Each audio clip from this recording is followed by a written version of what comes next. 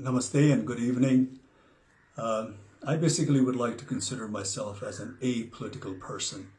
But then long ago when I was in college, and I still distinctly remember my political science teacher saying that, if you live in a state, one can be away from politics, but politics, however, will not remain far away from you. And over the years, my experience have taught me exactly the same. But the present issue that has engulfed Nepal, I somehow say that it is even beyond politics. The border dispute between Nepal and India. On an optimistic note, I would prefer to call it as a misunderstanding on our neighbor's part. It's not even dispute. It's beyond politics because it has affected all of us. It has struck the raw emotional chord of every Nepali like myself, irrespective of our backgrounds, of our ethnicity, political affiliation, or religious belief for that matter. And after this incident, most Nepali feel that their pride has been scarred heavily, and the very foundation of being a citizen of an independent, sovereign nation has been, heavily shaken. And this, of course, as we can see from the development of the current situation, is absolutely unbearable and simply unacceptable. Because, you see, this is a nation shaped by the distinguished gallantry exhibited by our forefathers, with the support of Nepali people of all backgrounds, all ethnicity. And I do not say that, in our history and in the past, that we haven't displayed any weaknesses or compromises, but whatever sacrifices we have made in the past has been for one and only one reason, and that is to preserve and retain our independence and sovereignty. Therefore, the present landmass that we call Nepal has not been shaped without paying a price. Therefore, the territory of Nepal is something that the population of this nation, under no circumstances, are willing to compromise. And it's not a big deal because I'm sure India India not only understands this very clearly, but also highly identifies with this emotion, because India itself has gone through an arduous struggle against the heavy-handedness of its colonial powers. But we do not want to dwell on unnecessary braggadocio. Like we said, we in the past, in history, we've had our weaknesses. We had, our share of shortcomings. There was a phase of ignorance. There was a phase of, absent of political will amongst the political parties of the day, or the display of apathy by our political leaders of that time for some reasons.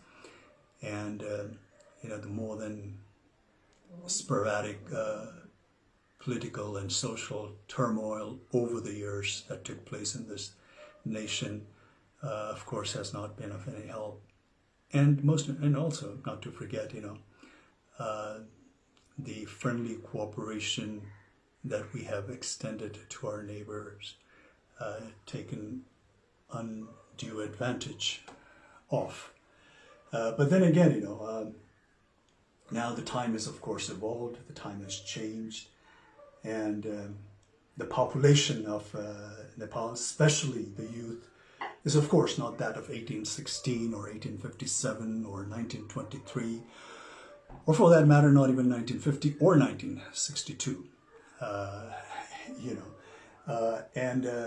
the way the current scenario that has developed, you know, clearly establishes that the population of this country are not going to accept any form of injustices lying down. Therefore, this time around, it's not even enough to appease the incumbent government alone, because this issue has been so passionately embraced also by the people of Nepal, that unless they think that they have been dealt justly and fairly, I, you know, sadly and regretfully have this intuition that this bone of contention between the two countries is going to persist. And this sort of, you know, a deadlock between two neighboring nations who for such a long time in history have shared common values, common culture, tradition, religious belief to a large extent, is going to affect not only the two nations concerned, but also going to hamper the progress and rob the much needed peace in this region. Therefore, you know, like in recent news, when I hear that, you know, when India cries wolf vehemently, you know, denouncing China, not showing respect to the sovereignty of India, and proclaims how China does not care for India's national or territorial integrity, it just seems like a case of pot calling the kettle black. And and India, you know, for no doubt, India today is being a powerful country, not only of this region, but also a force that is to be recognized and respected globally. You know, needs to project or show some kind of magnanimity befitting the stature of such a nation, especially when it comes to its friendly neighbors. But, you know, Nepal basically only wants fair deal based on fact and statistics. It is only demanding to have what truly belongs to her, not more, not less. Nepali people will always want cordial, lasting relations with India. Whenever Indian government had extended some warmth of friendship, Nepali people have always reciprocated with open heart. You know, I recalled the very first visit of Honorable Prime Minister of India, Mr. Modi, to Nepal as a Prime Minister. And, you know, the warmth and the fraternal affections and the goodwill was so infectious that Modi ji stepped out of his motorcade and went amongst the elated bystanders, you know, to the bewilderment of 3 or 5 layers of security that was provided to him. The crowd not only spontaneously cheered and showered him with all kinds of praise, but treated him like a rock star. And to be honest, you know, to be frank, I have yet to see that kind of reception meted out to our own leaders so spontaneously and voluntarily by the crowd of Nepal. But then again, you know, unfortunately, the exhilaration met with an untimely death when Prime Minister Modi's government imposed trade blockade during the aftermath of 2015 devastating earthquake. You know, this has left a deep wound, at least to this generation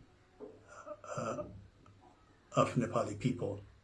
Therefore, you know, time and again, this untimely blockades and with lopsided treaties and agreements and unresolved border disputes, and not to mention taking advantage of the weakness of our political leaders, has a repercussion of which, befalls this nation and its people. Therefore, the current step that India has taken vis-a-vis Limpiadhura and Lipu Lake has in some way come as the last straw on the camel's back. It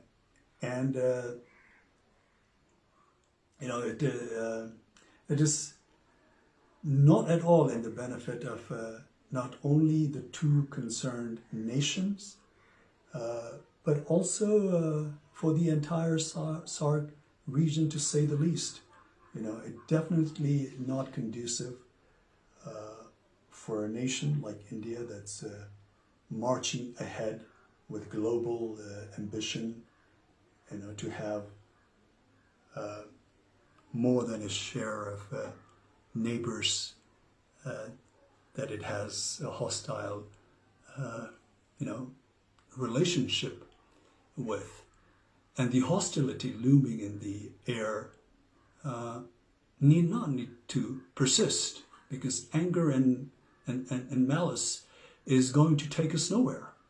The consequence, of course, is going to be far more damaging for both the countries. And at this time of global crisis, in a pandemic like this, where the whole world is suffering, India, being a powerful country in the region, needs to respond to the need of their less fortunate neighbors. And this kind of action will only raise the level of India in the international arena to the next level.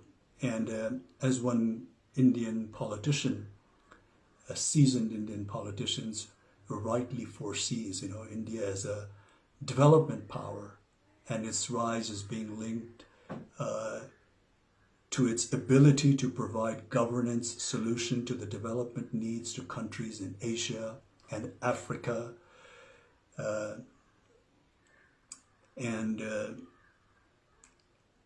Also, just recently I was fortunate enough to hear the Prime Minister of India, Mr. Modi's address to his nation. I think it was on the occasion of Buddha Jayanti, and he said something like, I would like to roughly quote what he said. He said, we should always work with a sense of service only. When there is compassion, sympathy, then these feelings make us so strong that one can overcome the biggest challenge.